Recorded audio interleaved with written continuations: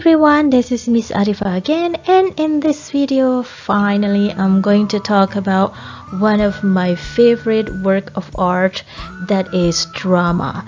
So we are going to talk a little bit about drama, and I hope you enjoy it and ready to create some play. So in this video, I'm going to talk a little bit about the definition of drama, just a little bit of the characteristic of drama that makes it different from the other types of work of art, such as poetry. And we also going to talk about the types of drama, of course not all of them, only several types.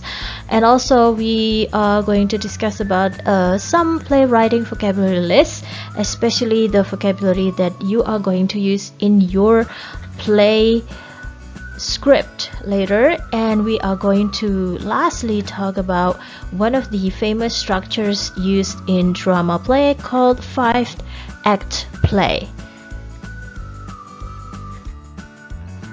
Now, what is actually drama? I have some information here that you can use to understand what drama is. I believe strongly that most of you already understand what drama is. So drama is a mode of fictional representation through dialogues and performance. So this is the characteristic. There is a dialogue and there is a performance. Well, maybe some of you think, well, short story also has dialogue, but one thing you need to understand is that drama itself is an imitation of some action. Okay, and this is also the type of play written for theater, television, radio, and films. So one of the keywords of drama is the existence of audience. In short story, sometimes you have audience if the story is told live, but mostly if it's written, you only have reader. Okay, so what makes it different in drama is that it's usually live action, and it has some audience to enjoy the live action. And also, of course, that drama is usually in the form of dialogues. The dialogue and also performance that makes it different from other work of art. So there are a lot of types of drama, but in this video I'm going to discuss only a few of them. The first one is comedy. Okay, comedies are lighter in tone than ordinary works and provide a happy conclusion. So this is usually a happy ending. Okay, the intention of comedies is to make their audience laugh. Hence, they use quaint circumstances, unusual characters, and witty remarks. Yeah, if this is something that you like, you probably want to choose this as your type of drama. And the second type is tragedy. This is like the opposite of comedy. This is tragic dramas. Usually use darker themes. It has disaster, pain, death, broken heart. Basically ends not in a happy ending. So it's a sad ending. And the protagonists often have a tragic flaw. The flaw is the characteristic that leads them to their downfall. Yeah, so maybe the protagonist or the main character is someone who is a loser all the time. I was thinking if in the movie you probably have Joker. You see, he has a lot of flaw that makes him into the downfall, but he's the main character. Yeah, I don't know if you can call him protagonist or antagonist. It really depends on the way you see it, but you can see my point here. So between comedy and tragedy, what makes it different is the first one is usually end in happy ending, and the second one is usually a tragic ending. Yeah, it's a sad story and a happy story. And the first one is usually funny and makes the audience laugh. I think you can see a lot of examples in romantic movie, romantic love story. Usually they are funny and also ends in happy endings. Because, you know, movies also have drama inside. It's basically drama, but it's its performance or it's performed in television or in big screen, not live on stage.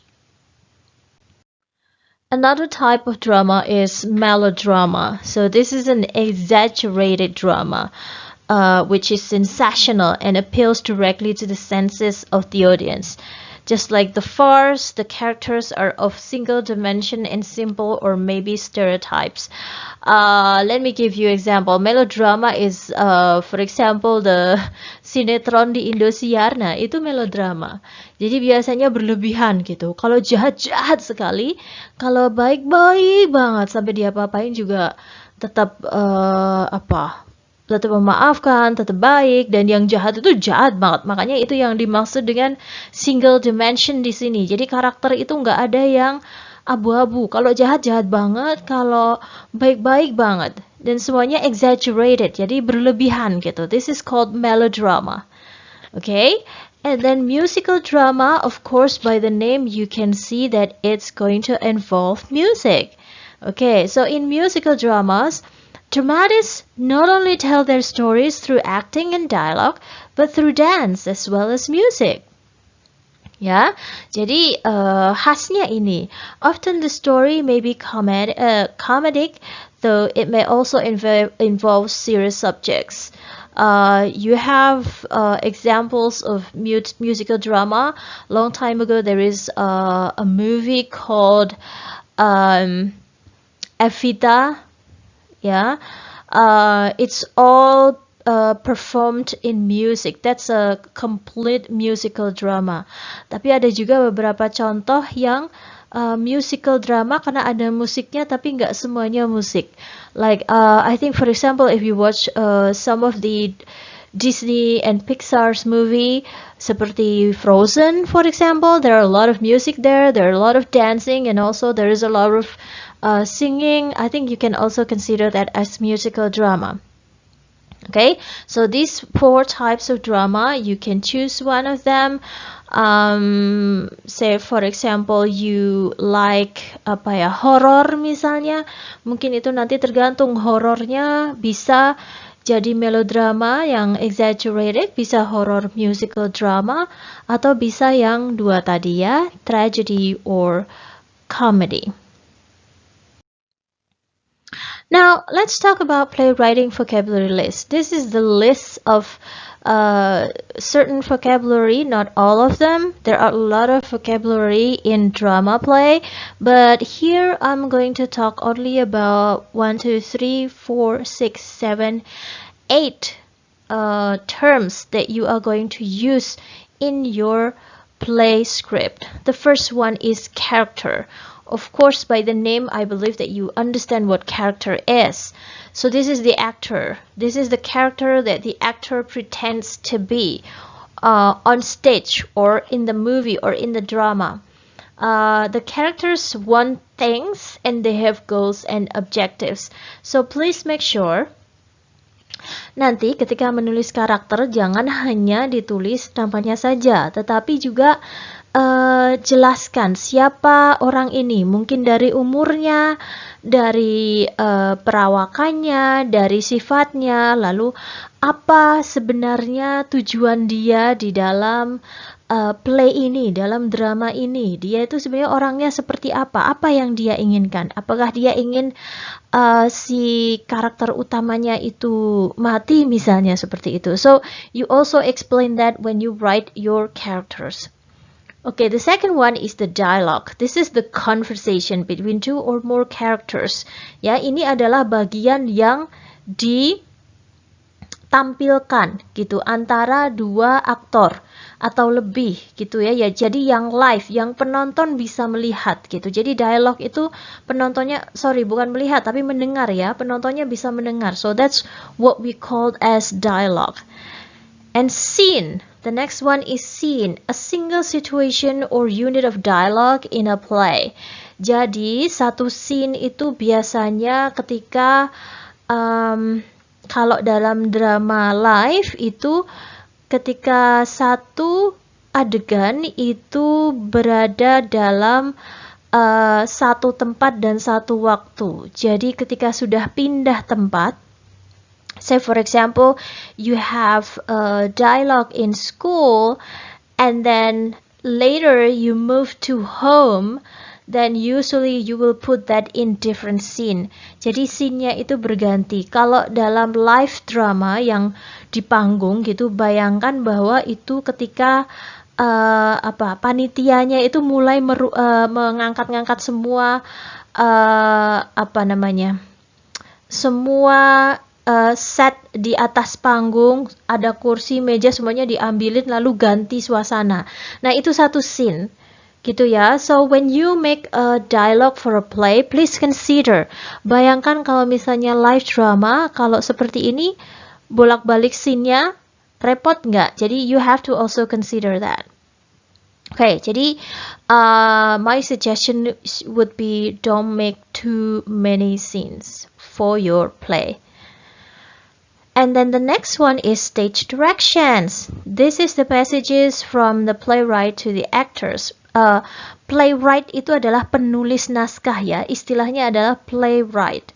Okay, it's you, yeah, playwright to the actors. So this is the message from playwright to the actors, technicians and others in theater, telling them what to do and how to do it. Usually this is going to be written in a different way. Kadang-kadang ada di dalam kurung.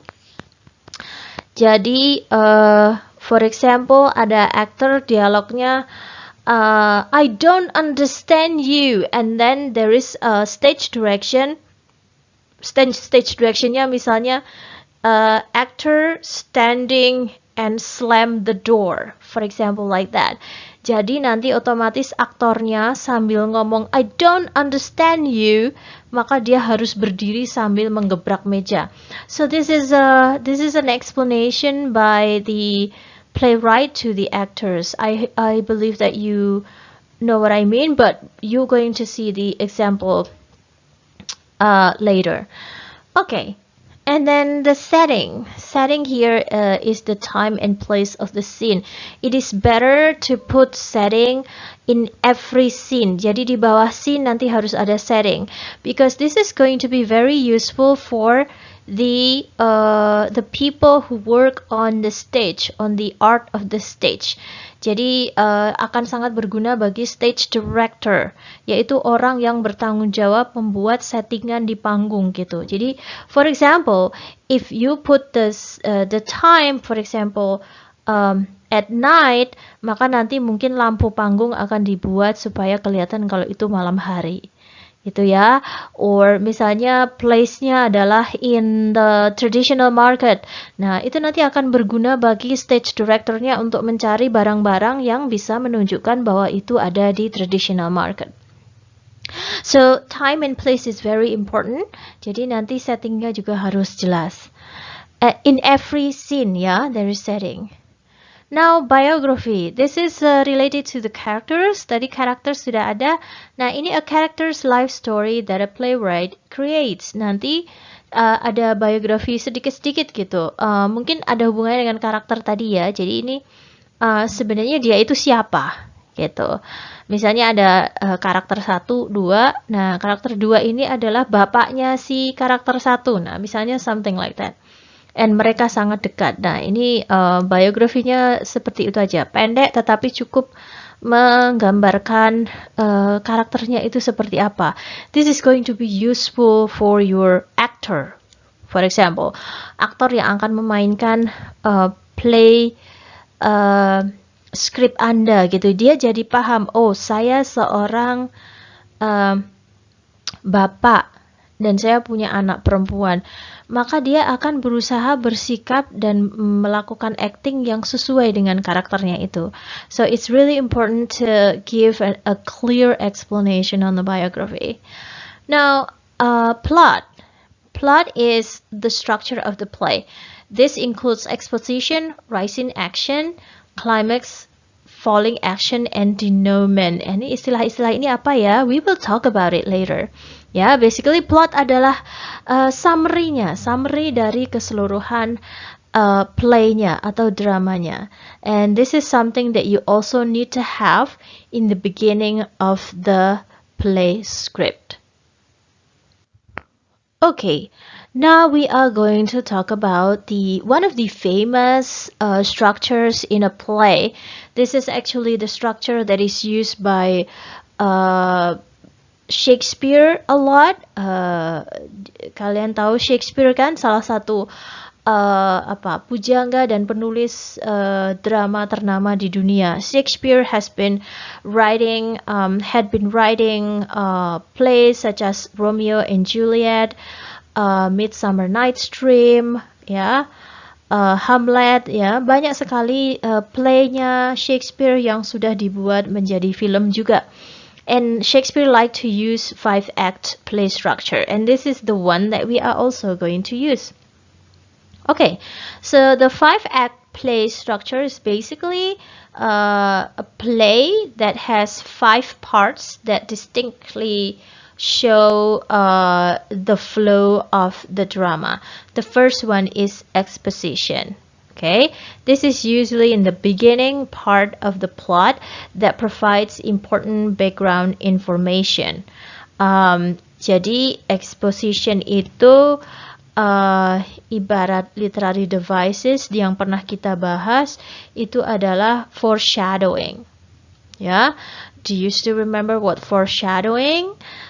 So foreshadowing is like giving a clue to the audience of what's going to happen next. Itu ya. Jadi audiensnya itu tidak sama sekali clueless. Jadi in the beginning of the play itu sebenarnya ada clue kecil-kecil gitu yang nanti akan ada hubungannya dengan play itu di bagian akhir gitu. Jadi ada sedikit clue gitu. Nah, biasanya film-film itu banyak memiliki exposition seperti ini. Jadi exposition itu penggunaan literary devices yang foreshadowing ya. So you give a background information, a little background information that is going to give the audience istilahnya clue bahwa this story is going to be about this. Gitu ya, biasanya nanti ceritanya akhirnya akan mengarah ke expositionnya ini nanti. Alright, and then rising action, gitu ya, the middle part of the plot. Nah, ini kan tadi sudah ada backgroundnya, ada kejadian-kejadian yang nanti akan mengarah ke rising action, gitu ya. This is consisting of complications and discoveries that create conflicts. Nah, ini mulai ada complication, mulai ada masalah kecil-kecil gitu, tetapi belum sampai istilahnya klimaks gitu. Jadi masalah kecil-kecil yang akhirnya gara-gara masalah kecil-kecil ini lalu nanti setelah ngumpul jadi satu itu menjadi climax ya, menjadi klimaksnya, the turning point in a plot. Jadi sudah ke peak gitu, klimaks di sini seperti gambar yang ada di sini di sebelah kanan, ada segitiga. Klimaks ini adalah peaknya alias paling atas gitu. Ketika masalah ini sudah puncaknya gitu, sudah tidak bisa lagi lebih parah gitu. Nah, karena dia sudah ke puncak, of course the next part is going to be going down. Karena sudah sampai puncak ya akhirnya turun juga gitu. This is called falling action, the series of events following the climax of the plot gitu. Gara-gara klimaks kan pasti ada kejadian yang menjadi istilahnya efek atau akibat dari klimaksnya tadi. Nah, ini adalah falling action. Nah, setelah ada falling action, akibat-akibatnya akhirnya ada resolution that we call as denouement. So denouement is the final resolution of the conflict. Ketika semua konflik itu sudah ada solusinya. This is the denouement.